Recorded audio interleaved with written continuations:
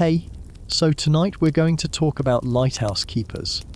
Not the romantic version you see in movies, with pristine white towers and gentle ocean breezes, but what it actually felt like to tend a beacon on a rocky outcrop during a medieval winter storm, when ships depended on your light to survive the night. If you're enjoying these stories of forgotten night workers, I'd love a like or subscribe. And let me know in the comments where you're listening from and what time it is there.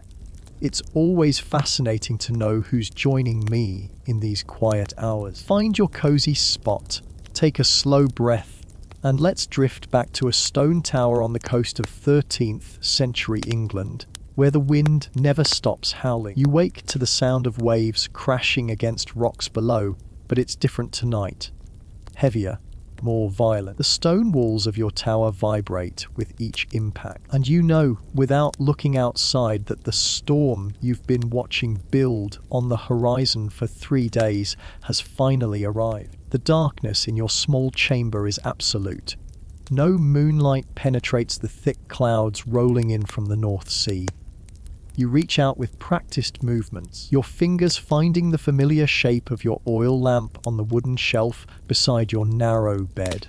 The metal is cold against your palm, and you can hear the oil sloshing gently inside as you lift it. Your flint and steel are exactly where you left them, wrapped in oiled leather to keep them dry. In the darkness, you strike them together, and tiny sparks dance briefly in the air before dying. Again, the third strike catches, and you quickly touch the burning tinder to your lamp's wick. The flame springs to life, casting dancing shadows on the rough stone walls of your chamber. The light reveals your world a circular room barely 8 feet across, with a low ceiling that forces you to duck when you stand. Your bed is little more than a straw mattress on a wooden frame, stuffed with herbs to keep the fleas at bay, lavender and mint that your wife had gathered before the fever took her. A small table holds your few possessions, a wooden bowl carved from oak, a leather water pouch that tastes faintly of the tanning oils used to cure it, a loaf of bread wrapped in cloth that's already growing stale, and the precious vial of whale oil that keeps your beacon burning. But tonight, as every night for the past 7 years, your real work begins now. You pull on your heavy woolen cloak, the one your wife wove for you during the long winter evenings before the fever took her 2 winters ago. The wool still smells faintly of the lavender she used to keep the moths away, and sometimes in the quiet moments between tending the fire, you press the fabric to your face and remember her gentle humming as she worked the loop. You wrap it tight around your shoulders and begin the climb up the narrow spiral staircase that leads to the beacon chamber above. Each step echoes in the confined space, the sound bouncing off the curved walls like whispered prayers. The stone steps are worn smooth by countless trips up and down, polished by your feet and those of the keeper who came before you, and his predecessor before that. Your feet know every slight depression, every place where the mortar has crumbled away, every stone that rocks slightly under your weight. 23 steps to the top. You've counted them so many times that you could climb them in complete darkness, which you often do when the oil runs low, and you must conserve every drop for the beacon itself. The wind grows louder as you ascend, its voice changing from the gentle whisper you heard in your chamber to something more urgent, more demanding. By the time you reach the beacon chamber, it's howling through the gaps in the stone walls with a sound like tortured souls crying out across the water. The large iron brazier that serves as your lighthouse beacon sits cold and dark in the center of the circular room, waiting for your attention like a faithful hound. Around it, narrow windows cut into the thick walls look out over the churning sea, each one framing a different view of the approaching tempest. You set your oil lamp on a stone ledge, its flame flickering in the drafts that find their way through every crack and crevice. The beacon chamber is larger than your sleeping quarters below, perhaps 12 feet across, with a domed ceiling that rises to a peak where smoke will eventually escape through a carefully constructed opening. The walls are thick, nearly 3 feet of solid stone, built to withstand the worst storms the North Sea can conjure. You begin the ritual you've performed every night for 7 years, a sequence of actions so ingrained in your muscles that you could perform them in your sleep. First, you check the supply of driftwood and coal stacked against the far wall. The wood is dry. You spent yesterday afternoon splitting logs and arranging them just so, each piece positioned to catch fire quickly and burn evenly. The coal, precious and expensive, is saved for the worst storms when the beacon must burn brightest and longest. Tonight will be one of those nights. You can see it in the way the waves are already breaking over the lower rock, sending spray 30 feet into the air where it catches what little light escapes from your oil lamp. You can hear it in the wind's voice, which has changed from a moan to a shriek. And you know from experience that it will only grow louder. And you can feel it in your bones, the way the tower sways ever so slightly with each gust, a movement so subtle that most people wouldn't notice it, but you've lived here long enough to feel every tremor. The tower was built to move, you know. The stones are fitted together without mortar in some places, allowing the structure to flex rather than break. It's an ancient technique passed down from the Roman engineers who first built lighthouses along these shores. But knowing the science doesn't make the swaying any less unsettling, especially on nights like this, when the wind seems determined to test every joint and seam. You begin building the fire with practiced efficiency. Dried grass and small twigs first, arranged in a careful nest in the center of the iron brazier. The grass crackles as you place it, brittle from weeks of drying in your chamber below. Then larger pieces of driftwood, their surfaces bleached white by salt and sun, worn smooth by countless tides. You've learned over the years exactly how to stack them, so the fire will catch quickly and burn evenly. The larger pieces forming a foundation, the smaller ones creating spaces for air to flow through and feed the flames. The tinder catches on your first attempt, a small blessing that you don't take for granted. You've spent too many frustrating nights trying to coax reluctant sparks into flame while ships waited in the darkness beyond. Soon small flames are licking at the larger wood, growing stronger and brighter with each passing moment. You feed the fire carefully, adding pieces one at a time, watching as the flames grow stronger and brighter. The light begins to fill the beacon chamber, casting your shadow large and wavering on the stone walls, dancing with each flicker of the fire. But this is just the beginning. A small fire might be enough on a calm night, when merchant ships are sailing close to shore in fair weather, their captains confident in their knowledge of the local waters. Tonight, with the storm building to what promises to be a true tempest, you need something that can be seen for miles through driving rain and towering waves. You add larger pieces of wood, building the fire higher and hotter. The flames leap and dance, casting flickering light through the windows and out across the dark water. But even this isn't enough. You reach for the coal, each lump precious beyond measure. It costs more than you earn in a week, more than most peasants see in a month.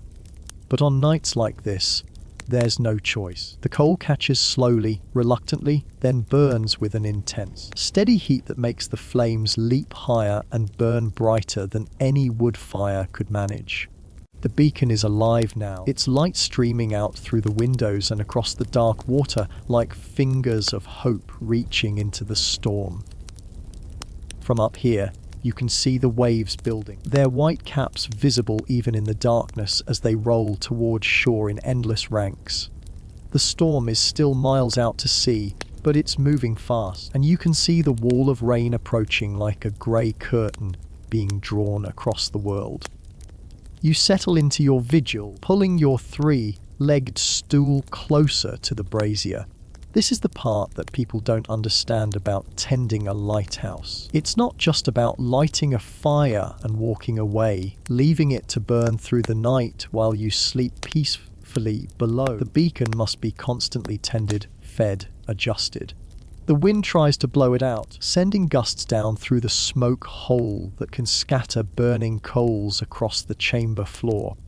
Rain drives through the windows, threatening to douse the flames with every heavy drop. The fire consumes fuel at an alarming rate, especially on nights like this, when it must burn at its brightest. Your stool is positioned near the brazier, close enough to tend the fire but far enough back to avoid the worst of the heat and smoke. The stone walls offer some protection from the wind, but the beacon chamber is never truly warm. The windows can't be closed, the light must shine out unobstructed, so the cold sea air flows constantly through the room, carrying with it the salt spray and the promise of the storm to come. An hour passes, marked by the steady consumption of fuel and the gradual intensification of the wind outside. The storm is closer now, much closer.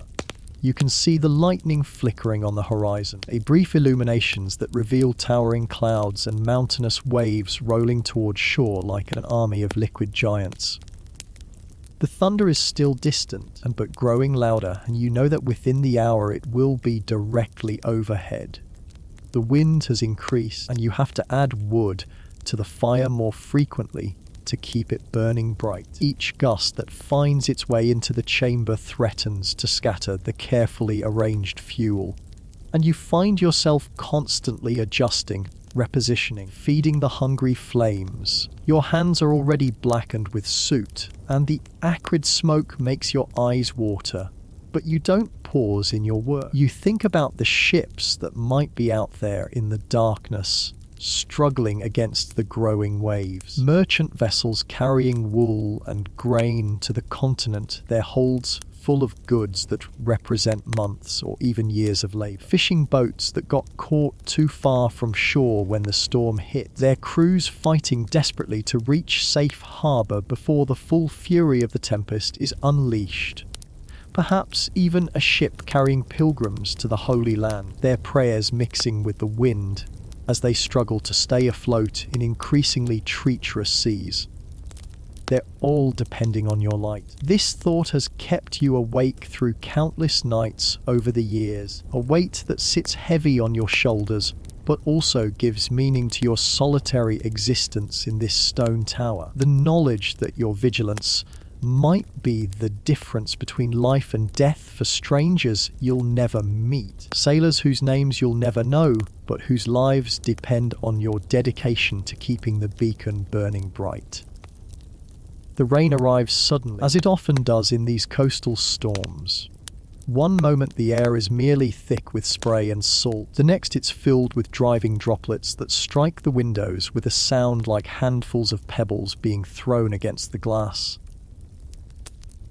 Within minutes, water is streaming through the gaps in the stone walls, finding every tiny crack and crevice, pooling on the floor around your feet and making the stones slippery and treacherous. You pull your cloak over your head and move closer to the fire, but there's no escaping the water entirely. It finds its way through the smoke hole above, hissing as it hits the hot coals and sending up clouds of steam that mix with the smoke to create a choking fog. The flames hiss and sputter as raindrops find their way into the brazier, but the coal burns hot enough to resist the worst of it. Still, you have to work constantly now, adding fuel, adjusting the arrangement of burning wood, using a long iron poker to stir the coals and keep them glowing bright. The poker is an old tool, its handle worn smooth by generations of lighthouse keepers, its tip blackened and scarred from years of stirring fires. It's become an extension of your arm, as familiar as your own hand. Lightning flashes much closer now, and for a brief moment the entire sea is illuminated in stark white light. In that instant of brilliant illumination, you see them, 3 ships, maybe 4, struggling against the waves, perhaps a mile offshore. They're too far away to make out details, but you can see their masts bending in the wind, their sails torn and flapping like wounded birds trying to fly. They need your light to find the safe channel between the rocks. The sight of those struggling vessels sends a surge of urgency through your tired body. You add more coal to the fire, not caring about the cost now. Each lump represents a significant expense, but what is money compared to human life?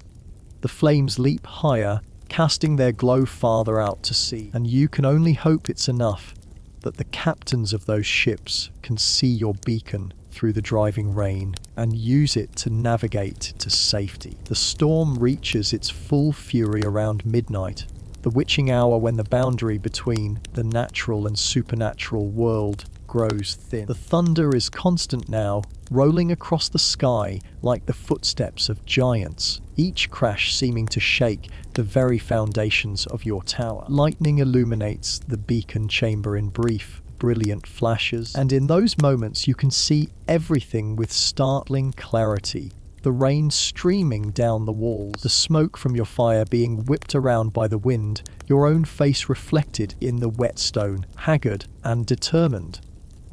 The tower sways more noticeably now, each gust of wind making the entire building shudder and groan. You can hear stones shifting and settling in the walls below, the ancient mortar creaking under the strain. It's a sound you've learned to interpret over the years, the difference between normal settling and dangerous structural stress. Tonight, the tower is being tested, but it's holding firm, as it has for over a century.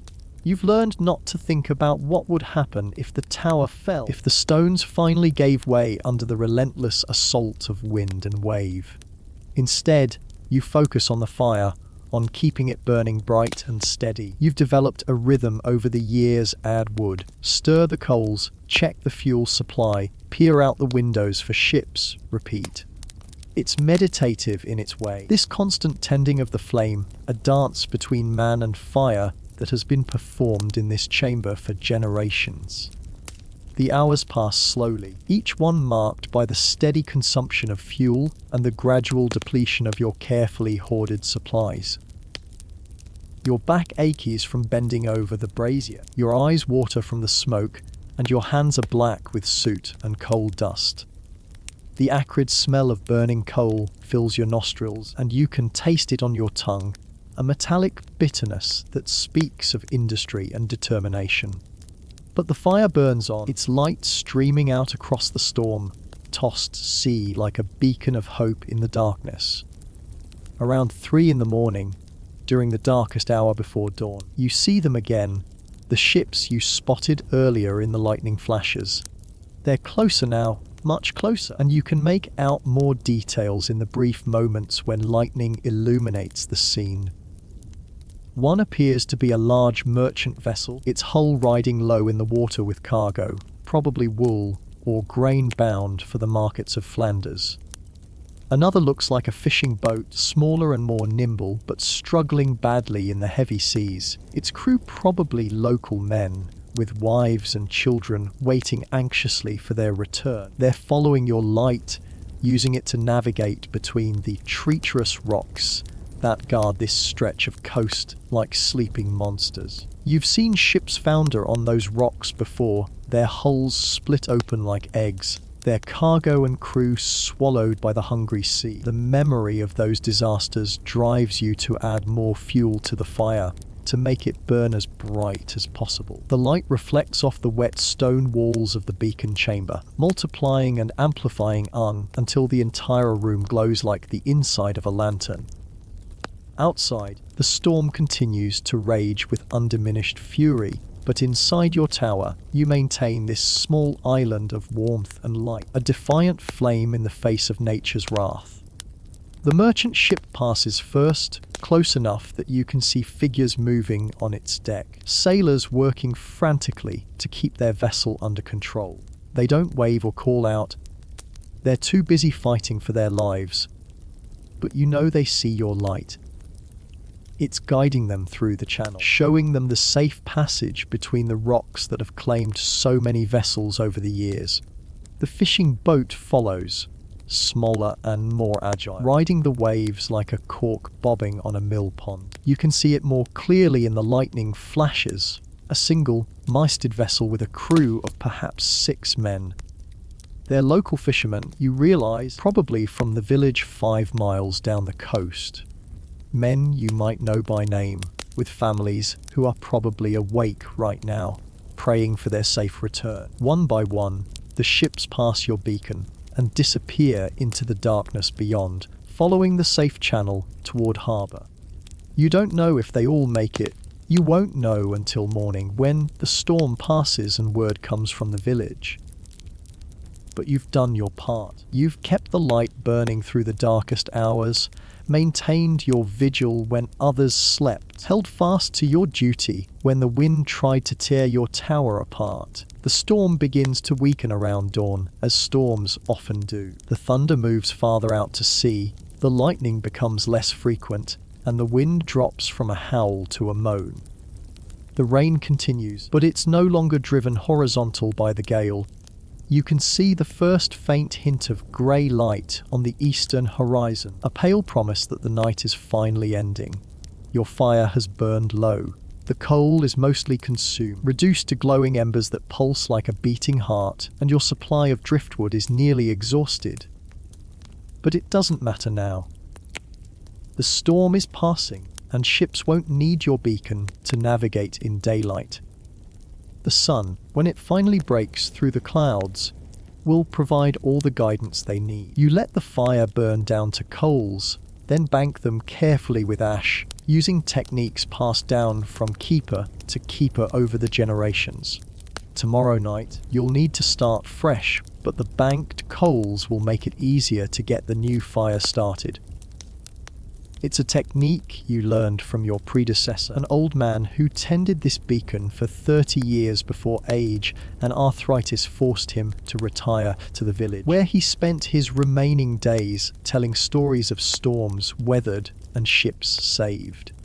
As the grey dawn light filters through the windows of the beacon chamber, you can see the aftermath of the storm. The sea is still rough, with large swells rolling in from the northeast, but the white, capped fury of the night has subsided. Debris floats on the water, pieces of driftwood, seaweed torn from the ocean floor, and other things you don't want to identify too closely. Sometimes, after the worst storms, bodies wash ashore. Sailors who didn't make it to safe harbour despite your light. But there are no wrecks visible on the rocks below your tower. No broken masts or scattered cargo to mark the loss of a ship. The vessels you guided through the night have apparently made it safely to harbour, and you allow yourself a moment of quiet satisfaction. Another night completed, another vigil fulfilled. You make your way down the spiral staircase to your chamber, your legs stiff from hours of standing and tending the fire. The 23 steps seem longer now, each one a small effort that reminds you of your mortality. Your small room feels almost warm after the wind-swept beacon chamber above, and you pour water from your leather pouch into your wooden bowl and wash the soot from your hands and face. The water turns black, but your skin feels clean again, ready for the brief rest you'll allow yourself before beginning preparations for the next night's vigil. You're exhausted, bone deep tired in a way that comes from hours of intense concentration and physical labour. But there's still work to be done. You need to check your supplies of fuel, make sure the beacon chamber is ready for tonight's lighting. Storms like this often come in groups, and there may be more ships seeking safe harbour in the nights to come. But first, you allow yourself a few minutes of rest. You sit on your narrow bed and eat a piece of bread, washing it down with water that tastes faintly of the leather pouch it's stored in. The bread is stale, but it's food, and you're grateful for it. Through the small window of your chamber, you can see the village in the distance, smoke rising from chimneys as people wake and begin their daily routines. They probably don't think much about the lighthouse keeper in his stone tower. To them, you're just part of the landscape, as permanent and unremarkable as the rocks themselves.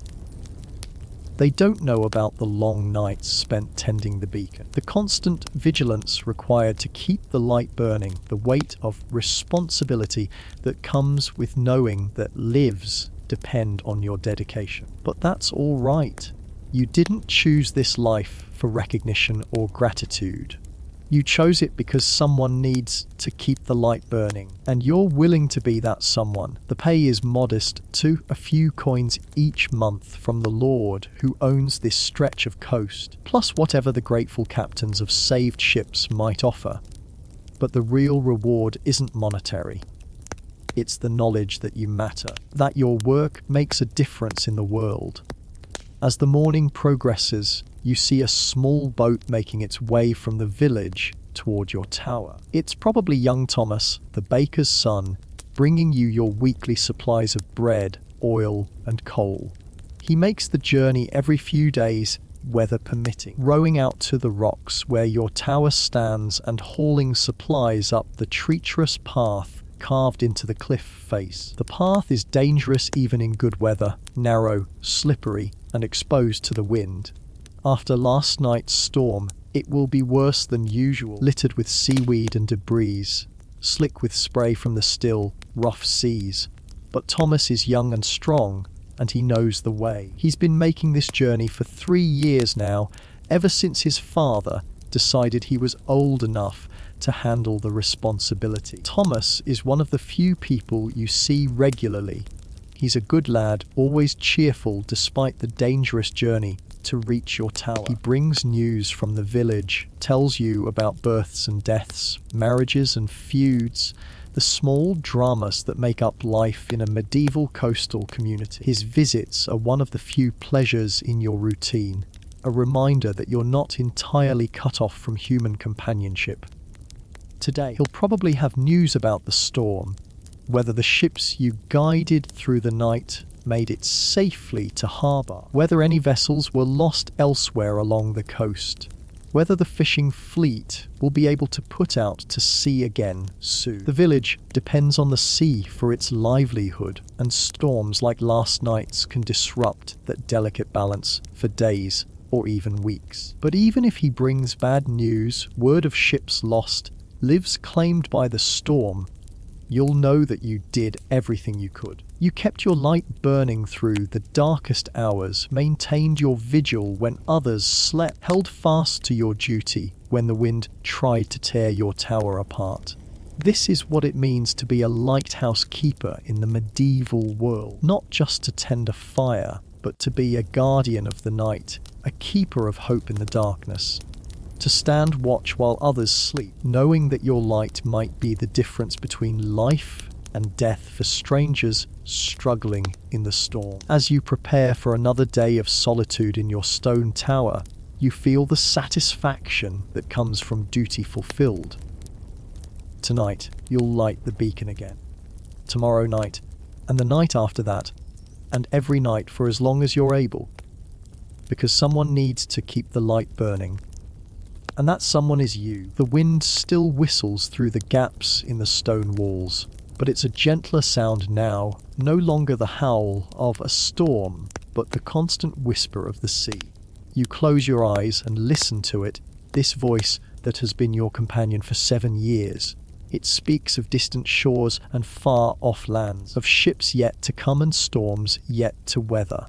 But mostly it speaks of the endless cycle of day and night, of darkness and light, of the eternal need for someone to stand watch while others sleep. Someone to keep the beacon burning, no matter how fierce the storm or how long the night. Someone like you. The afternoon brings Thomas, just as you expected. You watch from your chamber window as his small boat fights its way through the still, rough seas, his oars cutting through the grey water with determined strokes. He's made this journey hundreds of times, but it's never easy, especially after a storm when the currents are unpredictable and debris floats just beneath the surface, ready to hold an unwary boat. You make your way down to the base of the tower to meet him, wrapping your cloak around your shoulders against the cold wind. The path from your door to the small landing carved into the rocks is treacherous even in good weather, narrow, slippery, and exposed to the wind. After last night's storm, it's worse than usual. Seaweed and small stones litter the path, and pools of seawater have collected in every depression, making each step a careful negotiation between solid footing and a potentially dangerous slip. Thomas beaches his boat with practiced skill, dragging it up onto the rocky landing and securing it with a rope tied to an iron ring set into the stone. He's a young man, perhaps 20, with the broad shoulders and calloused hands of someone who spent his life working on the water. His face is weathered beyond his years, marked by sun and salt spray, but his eyes are bright with intelligence and good humour. "Row night," he says by way of greeting, hefting a sack of coal onto his shoulder. It's not a question. He can see the exhaustion in your face, the suit still embedded under your fingernails despite your morning washing, the way you move with the careful deliberation of someone who has pushed his body to its limits. "Row enough," you reply, taking the other end of the coal sack to help him carry it up the path. The sack is heavy, perhaps 50 pounds of precious fuel that will keep your beacon burning for several more nights. 3 ships, maybe 4, came through the channel around midnight. Merchant vessel and some fishing boats. Thomas nods, his expression growing serious. The Mary Catherine made port just before dawn. Captain said they never would have found the channel without your light. Lost their mainsail in the storm, but the crew's all safe. He pauses to catch his breath as you climb the narrow path together. Said to tell you he's grateful. Left a purse with my father for you. This is the news you've been hoping for. The Mary Catherine. That must have been the large merchant ship you saw struggling in the lightning flashes. Knowing that your vigil helped bring them safely home makes the sleepless night worthwhile. The purse Thomas mentions is probably a few silver coins, a generous gesture from a captain who understands how close he came to disaster. What about the fishing boats? You ask as you reach the door of your tower. Old Henrik's boat came in about an hour after the Mary Catherine. His nets were torn to pieces, but he and his boys are all accounted for. Thomas sets down his end of the coal sack and wipes sweat from his forehead. There was another boat, though, the Sea Sprite from Whitby. She hasn't made port yet. Your heart sinks a little. The Sea Sprite, you think you remember seeing a smaller vessel in the storm, one that seemed to be struggling more than the others. You hope they found shelter in another harbour, or perhaps they're just taking longer to make repairs before attempting to reach port. But you know the sea, and you know that not every story has a happy ending. You and Thomas carry the supplies inside, making several trips to bring everything up from the boat. In addition to the coal, he's brought fresh bread, still warm from the oven, a wheel of cheese wrapped in cloth, dried fish that will keep for weeks, and 2 large jugs of whale oil for your beacon. These supplies will last you perhaps a week, depending on the weather and how many ships need guidance through the channel. The baker's wife sent something extra, Thomas says, producing a small, wrapped bundle from his pack. Inside is a meat pie, still warm from the oven, seasoned with herbs and wrapped in a clean cloth. She said you probably didn't have time to cook during the storm. The kindness touches you more than you'd care to admit. Living alone in the tower, you sometimes forget that people in the village think of you. Remember that you're out here keeping watch while they sleep safely in their beds. The pie smells wonderful, rich gravy, tender meat, herbs that remind you of your wife's cooking from years past. Tell her I'm grateful, you say, setting the pie carefully on your small table, and thank your father for the bread. It's always perfectly baked. Thomas grins, his young face lighting up with pleasure. He'll be pleased to hear it. He takes pride in his work, even the loaves that go to lighthouse keepers who might not appreciate the finer points of crust texture. He shoulders his empty pack, preparing to leave. "Any other news from the village?" you ask, reluctant to see him go. His visits are one of the few breaks in your solitary routine. "The usual," he says, checking the rope that secures his boat.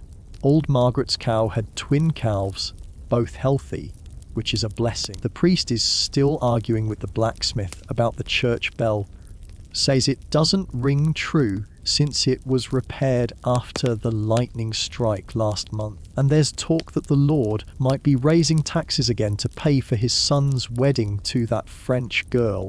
This last bit of news draws a grimace from both of you. Higher taxes mean harder times for everyone, including lighthouse keepers who depend on the Lord's stipend to buy supplies. But there's nothing to be done about it. Lords will do as lords will do, and common folk must find ways to survive their whims and ambitions. Thomas makes his way back down the treacherous path to his boat, moving with the sure-footed confidence of youth. You watch from your doorway as he pushes off from the landing and begins rowing back toward the village.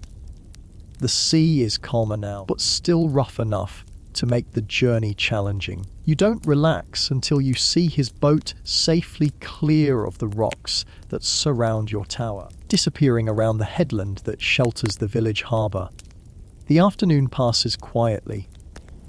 You spend some time organising your supplies, making sure everything is properly stored and protected from the damp that seems to seep into every corner of the tower. The whale oil goes into sealed containers. It's too precious to risk spoilage from moisture or contamination.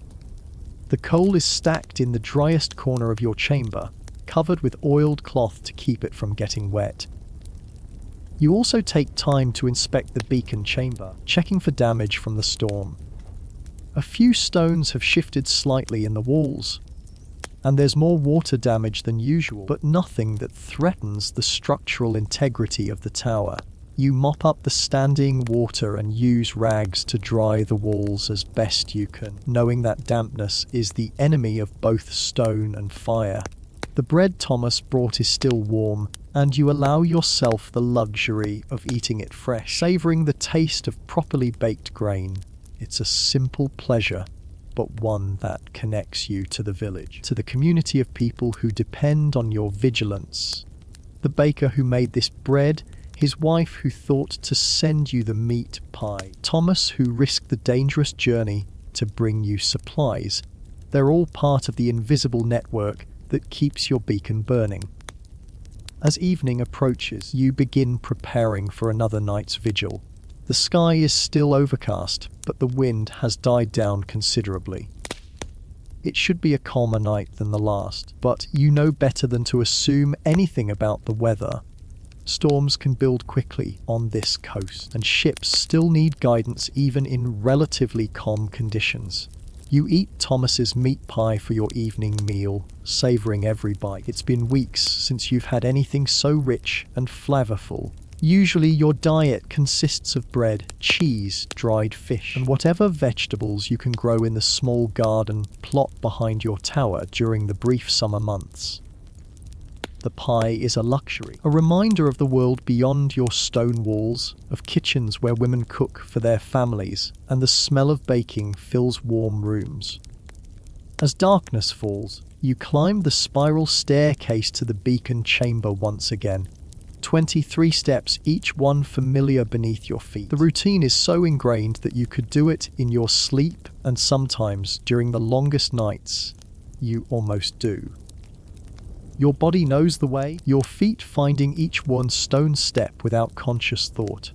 Tonight's fire building goes smoothly. The banked coals from the previous night provide a good base, glowing red when you stir them with your poker. Soon you have a steady flame burning in the iron brazier, fed by carefully arranged driftwood and a modest amount of coal. You don't need to burn as much fuel tonight. The weather is calmer, visibility is better, and any ships in the area won't be fighting for their lives against mountainous waves. But you still maintain your vigil. You still sit on your three-legged stool, tending the fire and watching the dark sea for signs of vessels in need of guidance. This is your duty, your calling, your reason for existing in this lonely tower on the edge of the world. The hours pass peacefully. Occasionally, you see lights on the horizon, ships passing in the distance, following the main shipping routes between England and the continent. They're far enough out that they don't need your beacon, but their presence reminds you that the sea is never truly empty.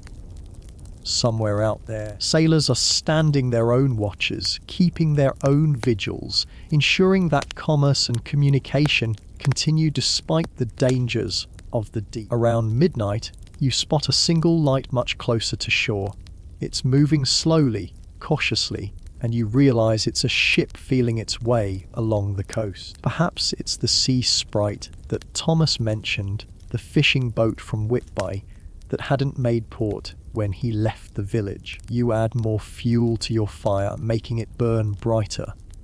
The ship's light changes direction slightly, and you know the captain has seen your beacon. Over the next hour, you watch as the vessel makes its way carefully through the channel, using your light to navigate between the rocks that have claimed so many ships over the years. It's a smaller boat, just as you suspected. Probably a fishing vessel with a crew of 4 or 5 men. They've likely been riding out the storm in some sheltered cove, waiting for conditions to improve before attempting the dangerous passage home. Your light guides them safely through, and soon they disappear around the headland toward the village harbour. Another successful night. Another group of sailors brought safely home. As dawn approaches, you begin the familiar routine of banking your fire and preparing for the day ahead. The sea is much calmer now, with only gentle swells rolling in from the northeast.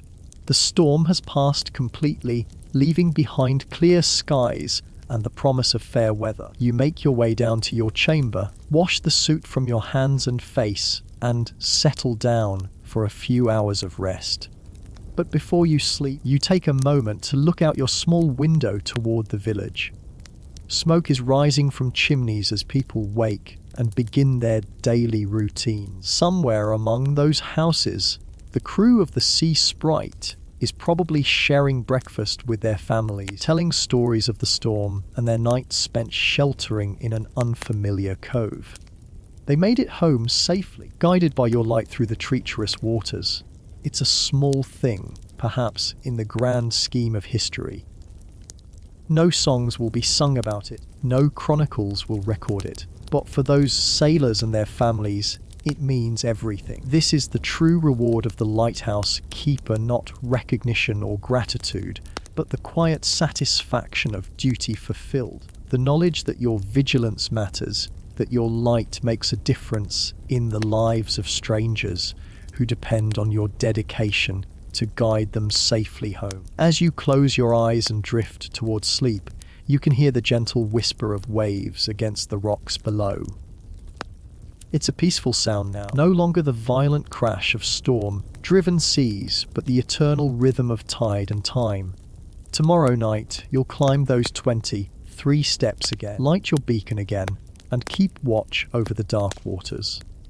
Because someone needs to keep the light burning, and that someone is you. The weeks that follow bring a rhythm of their own, a pattern as predictable as the tides themselves. Each day begins with the same ritual, banking the fire from the night before, checking the weather by observing the color of the sky and the behavior of the seabirds, organizing supplies, and preparing for the night ahead. Each evening brings the same ascent up those 23 stone steps, the same careful building of the beacon fire, the same long hours of vigilant watching. But no 2 nights are exactly alike, and that's what keeps you alert, what prevents the routine from becoming mere habit. Sometimes the sea is calm as glass, reflecting your light like a mirror and making it visible for miles in every direction. On these peaceful nights, you might see a dozen ships pass safely by, their captains waving lanterns in acknowledgement of your beacon, A silent salute from sailor to keeper that warms your heart more than any fire could. Other nights bring fog so thick you can barely see beyond the tower walls, a grey shroud that blankets the coast and turns the familiar landscape into something alien and threatening.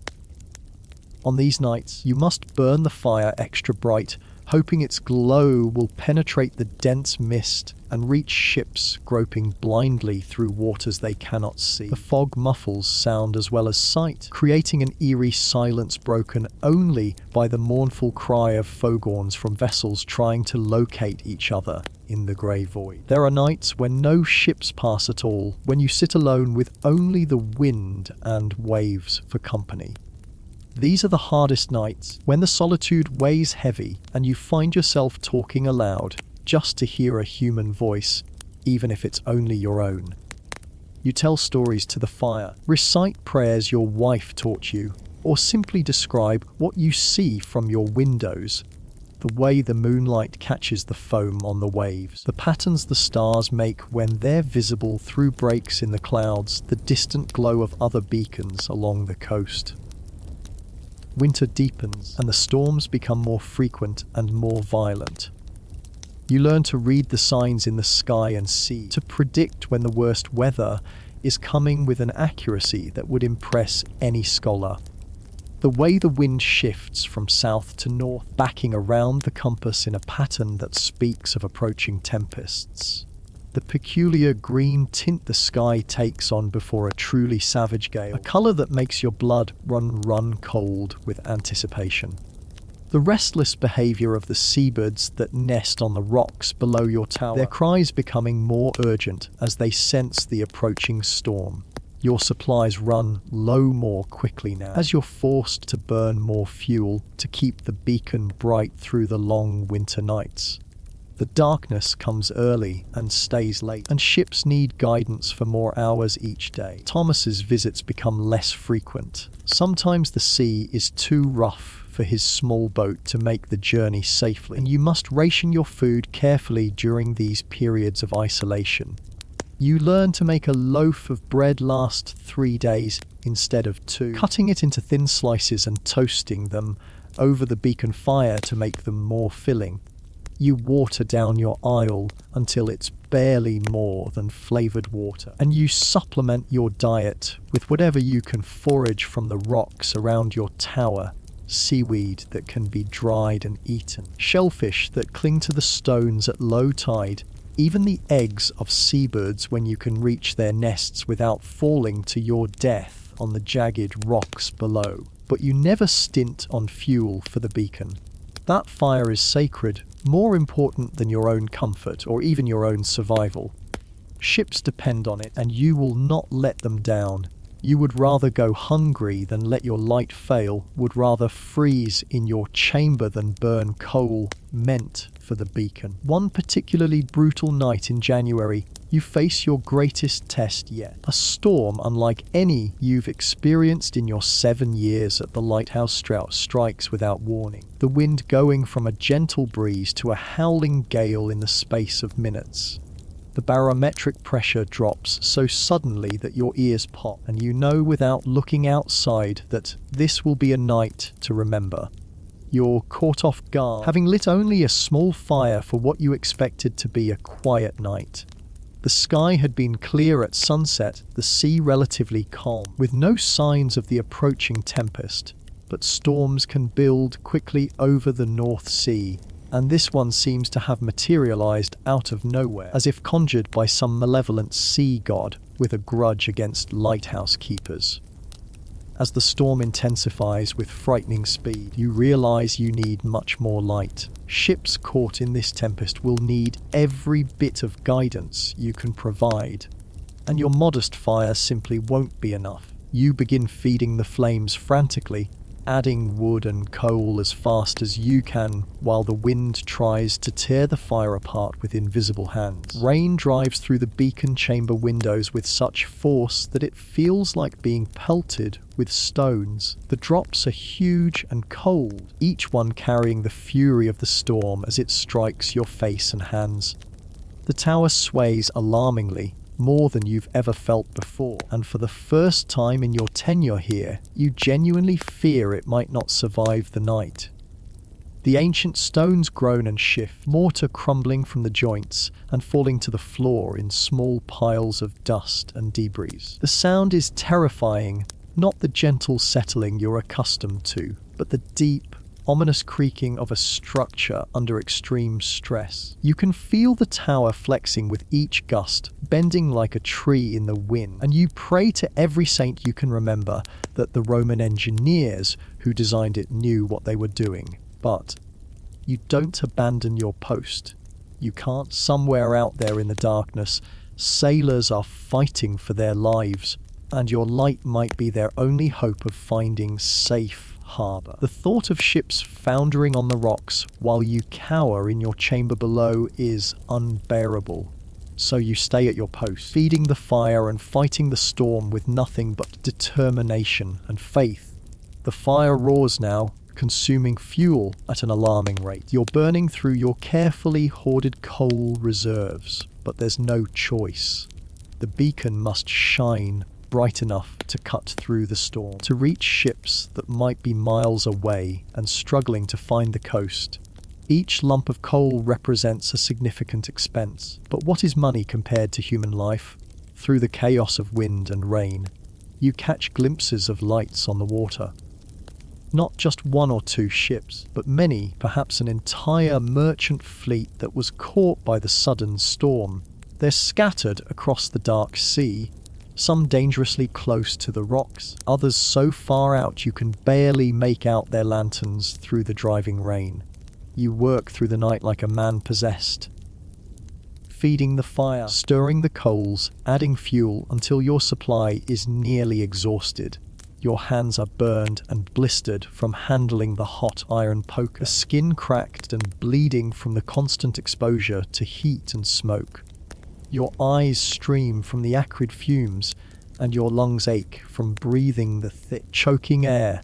But the light burns on, a defiant beacon in the face of nature's fury. As dawn finally breaks, you see the results of your night's work. 7 ships have made it safely to harbour, more than you've ever guided through in a single night. They're anchored in the protected bay beyond the headland, their crews probably sleeping off the terror of the storm, grateful to be alive and safe. But the cost has been enormous. Your fuel supplies are nearly gone, depleted in a single night of desperate burning. Your body is pushed beyond exhaustion, every muscle aching from the constant labour. And when Thomas finally arrives 3 days later, delayed by the continuing rough seas, he brings grim news. 2 ships were lost, he tells you quietly as he unloads supplies. His usual cheerfulness is subdued, and you can see the weight of the news in his young face. The merchant's dream, and a smaller vessel from Scotland. They foundered on the rocks near Whitby, about 10 miles north of here. The news hits you like a physical blow. Ships lost. Lives lost. You wonder if you could have done more. Burned the fire brighter, somehow extended your light's reach to save those vessels too. The guilt is crushing, even though you know rationally that you did everything humanly possible.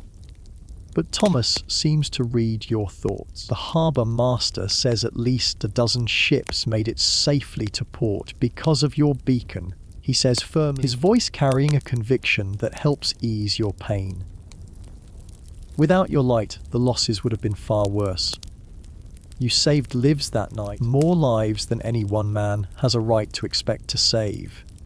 It's small comfort, but it's something. In this work, you can't save everyone. You can only do your duty, tend your fire, and hope it's enough. The sea takes what it will, but your light ensures that it doesn't take everything. The winter continues its relentless assault on the coast. Storm after storm batters your tower, each one testing your resolve and your supplies. You develop new techniques for conserving fuel while maintaining the necessary brightness, learning to read the wind and weather with such precision that you can predict which nights will require the most light. You learn to bank your fires more efficiently, to arrange the coal and wood in patterns that burn longer, and brighter. You discover which types of driftwood burn best, which pieces of coal give the most heat, how to position the fuel to create the strongest, steadiest flame. These are skills that can't be taught from books. They come only from experience, from years of tending fires in all kinds of weather. Your body adapts to the constant strain as well. Your hands grow calloused from handling the rough iron tools, the skin thick and tough as leather. Your lungs become accustomed to breathing smoke-filled air, and you develop a cough that never quite goes away, but doesn't interfere with your work. Your eyes learn to pierce the darkness, to spot the faintest glimmer of a ship's lantern miles away. But it's not just your body that changes. Your mind, too, adapts to this life of solitude and responsibility. You find peace in the routine, comfort in the familiar weight of duty. The lighthouse becomes not just your workplace but your world, its rhythms as natural to you as breathing. You develop a deeper understanding of the sea and its moods, learning to read the water like a book written in foam and spray. You can predict storms hours before they arrive, simply by watching the way the waves break against the rocks below. You learn the migration patterns of the seabirds, the seasonal changes in the currents, the subtle signs that tell you when the weather is about to shift. This knowledge makes you better at your job, more efficient and effective.